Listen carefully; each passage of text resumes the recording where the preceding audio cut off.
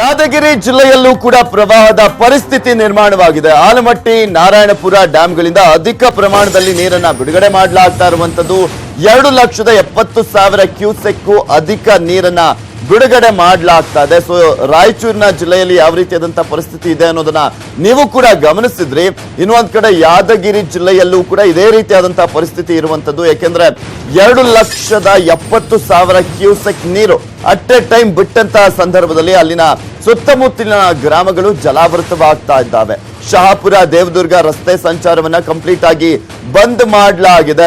ನದಿ ಪಕ್ಕದ 100 ಎಕರೆ ಹೊಲಗಳಿಗೆ ನೀರು ನುಗ್ಗಿರುವಂತ ಹಿನ್ನೆಲೆಯಲ್ಲಿ ಬೆಳೆಗಳು ಕೂಡ ಕಂಪ್ಲೀಟ್ ಆಗಿ ನಾಶವಾಗಿ ಹೋಗಿದೆ. ಜಿಲ್ಲಾಡಳಿತದಿಂದ 24 ಗಂಟೆಗಳ ಅಲರ್ಟ್ ಅನ್ನ ಕೂಡ ಘೋಷಣೆ ಮಾಡಲಾಗಿದೆ. ಅಲ್ಲಿನ ರೈತರಿಗೆ, ಜನರಿಗೆ ಅಂದ್ರೆ ಎಚ್ಚರಿಕೆಯನ್ನ ಕೂಡ ನೀಡಲಾಗಿರುವಂತದ್ದು. ಶಹಾಪುರ ತಹಶೀಲ್ದಾರ್ ನೇತೃತ್ವದಲ್ಲಿ ಮುನ್ನೆಚ್ಚರಿಕಾ ಪಡೆಯನ್ನ ಕೂಡ ರೆಡಿ ಮಾಡಲಾಗಿದೆ. ಯಾವುದೇ ಪರಿಸ್ಥಿತಿ ಎದುರಿಸುವುದಕ್ಕೆ ಎಲ್ಲಾ ರೀತಿಯ ಸಿದ್ಧತೆಯನ್ನ ಕೂಡ ಮಾಡಿಕೊಳ್ಳಲಾಗಿದೆ ಯಾದಗಿರಿ ಜಿಲ್ಲೆಯಲ್ಲೂ ಕೂಡ. ಈಗಷ್ಟೇ ರಾಯಚೂರಿನ ಸಂಸದರು ಮಾತನಾಡ್ತಾ ಇದ್ರು. ಪಾಪ ಫುಲ್ ಬ್ಯುಸಿ ಇದ್ದಾರೆ ಅವರು. ರಾಯಚೂರಿನ ಸಂಸದರು ಆಗಿದ್ರೂ ಕೂಡ ಫೋನ್ ಅನ್ನ ರಿಸೀವ್ ಮಾಡಿದ್ರು. ಸಂಸತ್ನ ಅಧಿವೇಶನದಲ್ಲಿ ಇದಾರಂತೆ. ಪಾಪ ಇಲ್ಲಿನ ಜನ ಸಾಯ್ತಾ ಇದ್ದಾರೆ. ಯಾರಪ್ಪ ನಮ್ಗೆ ಯಾರ ಹತ್ರ ನಮ್ ಗೋಳನ್ನ ಹೇಳ್ಕೊಬೇಕು ಅಂತ. ಇವರಿಗೆ ಸಂಸತ್ ಅಧಿವೇಶನನೇ ತುಂಬಾ ಇಂಪಾರ್ಟೆಂಟ್ ಆಗಿರುವಂತದ್ದು. ಯಾಕೆಂದ್ರೆ ವಿಧೇಯಕಗಳು ಪಾಸ್ ಆಗ್ಬೇಕಲ್ಲ, ಎಲ್ಲಿ ಫೇಲ್ ಆಗ್ಬಿಡ್ತವೆ ಅನ್ನುವ ಭಯ ಅನ್ಸುತ್ತೆ ಇವ್ರಿಗೆಲ್ರಿಗೂ ಕೂಡ. ಜನರಿಂದ ಆಯ್ಕೆ ಆಗಿರ್ತಾರೆ. ಜನರ ಸಮಸ್ಯೆಯನ್ನ ನೋಡೋದು ಬಿಟ್ಟು ಈ ರೀತಿಯಾಗಿ ಕಾಟಾಚಾರಕ್ಕೆ ಎಮರ್ಜೆನ್ಸಿ ಇದೆಯಂತೆ.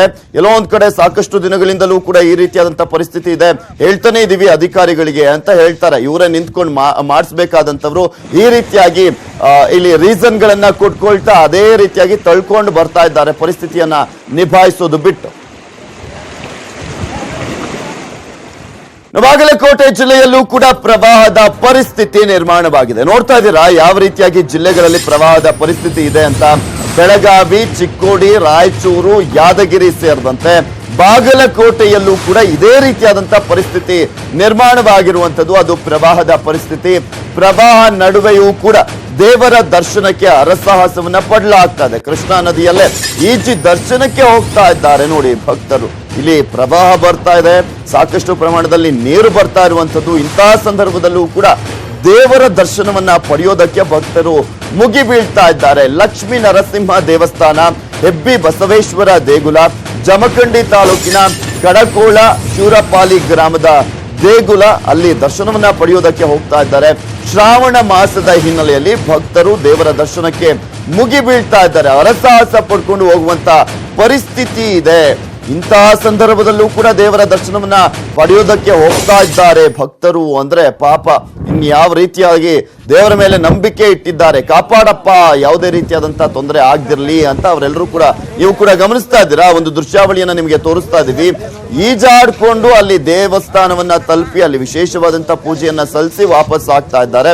ಆ ಒಂದು ದೃಶ್ಯಾವಳಿಯನ್ನ ಕೂಡ ನಿಮ್ಗೆ ತೋರಿಸ್ತಾ ಇದೀವಿ. ಶ್ರಾವಣ ಮಾಸ ಒಳ್ಳೇದಾಗ್ಲಿ ಅಂತ ಕೇಳ್ಕೊಡೋದಕ್ಕೆ ಹೋಗ್ತಾ ಇದ್ದಾರೆ. ಅಲ್ಲಿ ಪ್ರವಾಹದ ಪರಿಸ್ಥಿತಿ ಇದೆ. ಏನಾದ್ರೂ ಹೆಚ್ಚು ಕಮ್ಮಿ ಆದ್ರೆ ಯಾರು ಹೊಣೆ ಆಗ್ತಾರೆ? ಅವರ ಒಂದು ಪ್ರಾಣಕ್ಕೆ ಅವರೇ ಹೊಣೆ ಆಗುವಂತದ್ದು. ಇಂತಹ ಸಂದರ್ಭದಲ್ಲಿ ಯಾರು ಕೂಡ ಕಾಪಾಡೋದಕ್ಕೆ ಆಗೋದಿಲ್ಲ. ಎಲ್ಲಾ ಕಡೆನೂ ಕೂಡ ಸೈನಿಕರನ್ನ, NDRF ಸಿಬ್ಬಂದಿಯನ್ನ ನಿಯೋಜನೆ ಮಾಡ್ಲಿಕ್ಕೆ ಆಗೋದಿಲ್ಲ. ಇಂತಹ ಸಂದರ್ಭದಲ್ಲಿ ಇಂತಹ ಒಂದು ದುಸ್ಸಾಹಸಕ್ಕೆ ಕೈ ಹಾಕಬಾರ್ದು ಅಂತ ಮನವಿಯನ್ನ ಮಾಡ್ಕೊಂಡಿದ್ರು ಕೂಡ ಜಿಲ್ಲಾಡಳಿತ ಈ ರೀತಿಯಾಗಿ ದುಸ್ಸಾಹಸಕ್ಕೆ ಅವರೆಲ್ಲರೂ ಕೂಡ ಕೈ ಹಾಕ್ತಾ ಇದ್ದಾರೆ. ಇನ್ನು ಈ ಕುರಿತಂತೆ ಹೆಚ್ಚಿನ ಡೀಟೇಲ್ಸ್ ಅನ್ನ ನೀಡ್ತಾರೆ ನಮ್ಮ ಪ್ರತಿನಿಧಿ ರಾಜಪ್ಪ, ದೂರವಾಣಿ ಸಂಪರ್ಕದಲ್ಲಿದ್ದಾರೆ. ಎಸ್ ರಾಜಪ್ಪ, ಇಲ್ಲಿ ಬಾಗಲಕೋಟೆಯಲ್ಲೂ ಕೂಡ ಪ್ರವಾಹದ ಪರಿಸ್ಥಿತಿ ಇರುವಂತದ್ದು. ಯಾವ ರೀತಿಯಾಗಿ ಅಲ್ಲಿ ಪರಿಸ್ಥಿತಿಯನ್ನ ನಿಭಾಯಿಸಲಾಗ್ತಾ ಇದೆ? ಪ್ರಮುಖವಾಗಿ ಏನು ಮಹಾರಾಷ್ಟ್ರದಲ್ಲಿ ನಿರಂತರವಾಗಿ ಮಳೆ ಸುರಿತಾ ಹಿನ್ನೆಲೆಯಲ್ಲಿ ಕಬಿನಿ ಜಲಾಶಯದಿಂದ ಕೃಷ್ಣಾ ನದಿಗೆ ಅಪಾರ ಪ್ರಮಾಣದ ನೀರನ್ನ ಹರಿಬಿಡಲಾಗ್ತದೆ.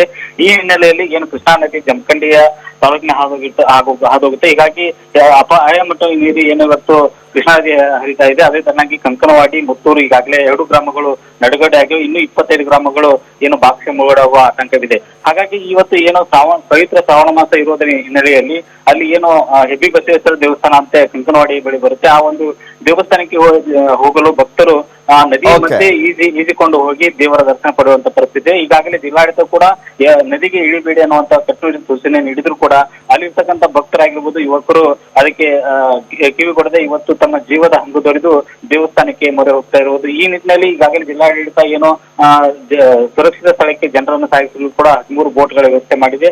ಆಮೇಲೆ ಏನು ಈಗಾಗಲೇ 21 ನೋಡಲ್ ಅಧಿಕಾರಿಗಳ ನಿಯೋಜನೆ ಮಾಡಿ ಗ್ರಾಮಗಳಲ್ಲಿ ಏನು ಮುಳುಗಡೆ ಆಗ್ತಾ ಇದೆ ಮತ್ತು ಏನು ಪ್ರವಾಹ ಪೀಡಿತ ಗ್ರಾಮಗಳಲ್ಲಿ ಸುರಕ್ಷಿತ ಕ್ರಮ ಕೈಗೊಳ್ಳಲು ಮುಂದಾಗಿದ್ದಾರೆ. ಆದ್ರೆ ಇದನ್ನೆಲ್ಲ ಲೆಕ್ಕಿಸದೆ ಯುವಕರು ಇವತ್ತು ನದಿ ಮಧ್ಯದಲ್ಲಿ ಈಜು ಹೋಗ್ತಾ ಇರುವುದು ದುರದೃಷ್ಟ ಅಂತಾನೆ ಹೇಳ್ಬೇಕಾಗುತ್ತೆ. ಓಕೆ, ಥ್ಯಾಂಕ್ ಯು ರಾಜಪ್ಪ ನಿಮ್ಮೆಲ್ಲ ಡೀಟೇಲ್ಸ್ಗಾಗಿ.